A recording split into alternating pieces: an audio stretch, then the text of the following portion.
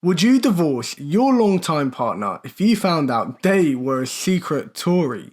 Well, no need to think about it, because this is what this man did after he found out his wife was actually a Tory, when all this time he assumed that she was actually a Labour supporter, just like him. Now let's watch this together, and I want to know what you think. David in Northwich, a political element broke your marriage up, David. Is that right? Oh yeah, that's right. And thanks for taking me call. Yeah. What happened? Well, she made a fool of me for all of our married life, really.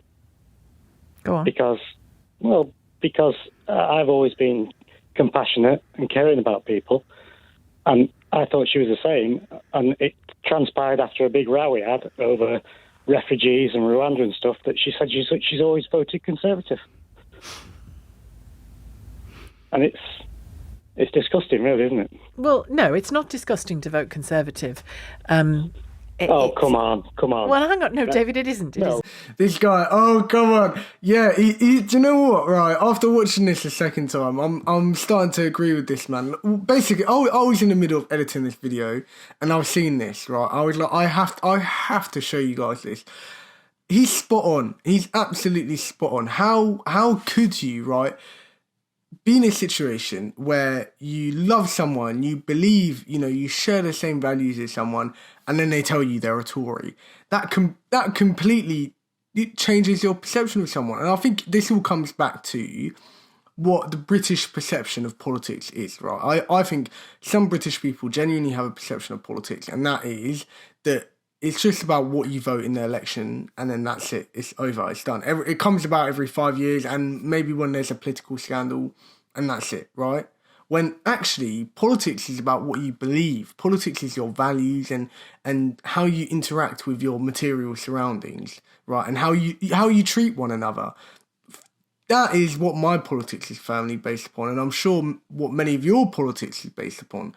So that's why Sheila obviously thinks that, it's not disgusting to marry a Tory. And this man knows. It's because he probably has an understanding of politics that it's more than just who you vote for. It's who your values align with. He's spot on, but let's carry on. Is it a specific element of Conservative policy currently that she was favouring that made things difficult, or was it just generally?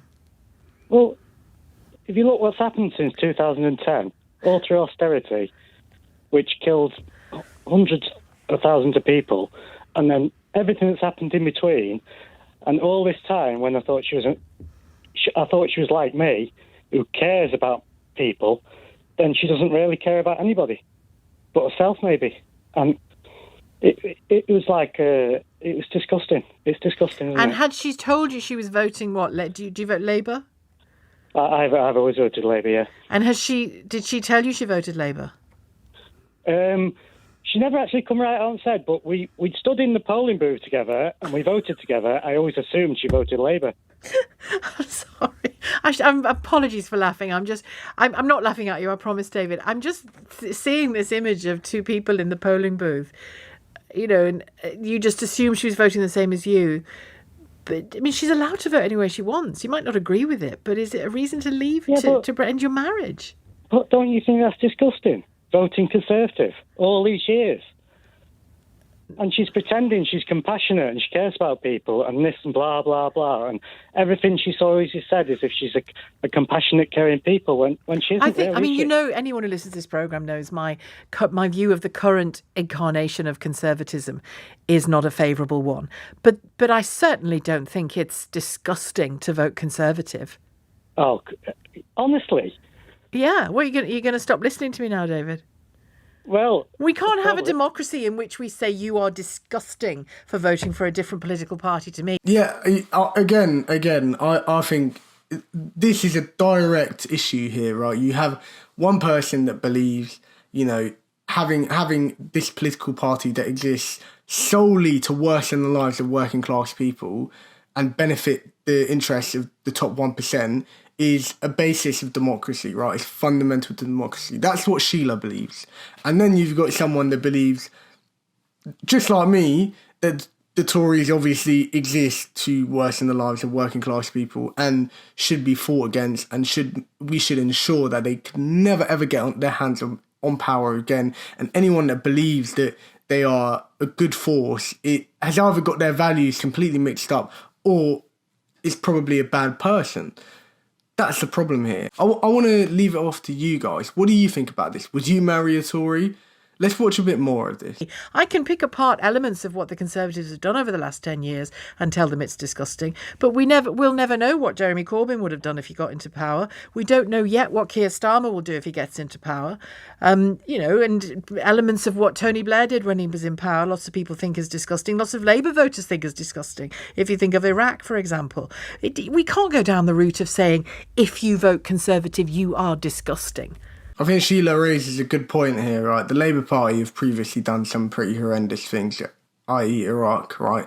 So how do you reconcile that with the idea that someone that is a Tory is disgusting, but you as a Labour supporter isn't? Well, what I would say personally, I'm not the biggest Labour fan in the world, but I am definitely more Labour than I am Tory.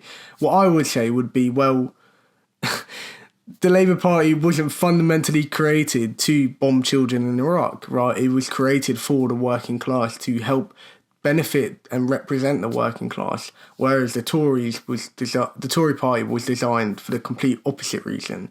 That's the reasoning I'd give. So in terms of fundamentals, one is disgusting and one isn't. Of course, what they both do in power is a different story, right? What happens when Labour is in power, we can individually criticise, but fundamentally as an organisation, especially in its past, it was designed for a specific reason. And that's why being a Labour voter, it isn't necessarily deemed as being something horrible, whereas being a Conservative, not just voter, but someone that is a Conservative, I deem as disgusting. And if you want my answer to the question, no, I'd never marry a Tory. I'd never even go close to a Tory. I think the gentleman that was calling this spot on, right? What they've done in the last 12, 13 years, they've killed hundreds of thousands of people. They've made our lives hell, right? Hell. In this country, there are people leaving this country thinking, wow, like, what a mess, right?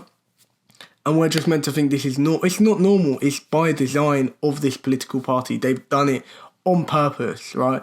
And then you've got people like Sheila and the rest of the British media class that genuinely believe that it's okay to have a political party that exists to do purely that. But anyway, what do you think? Let me know in the comments below. Peace out.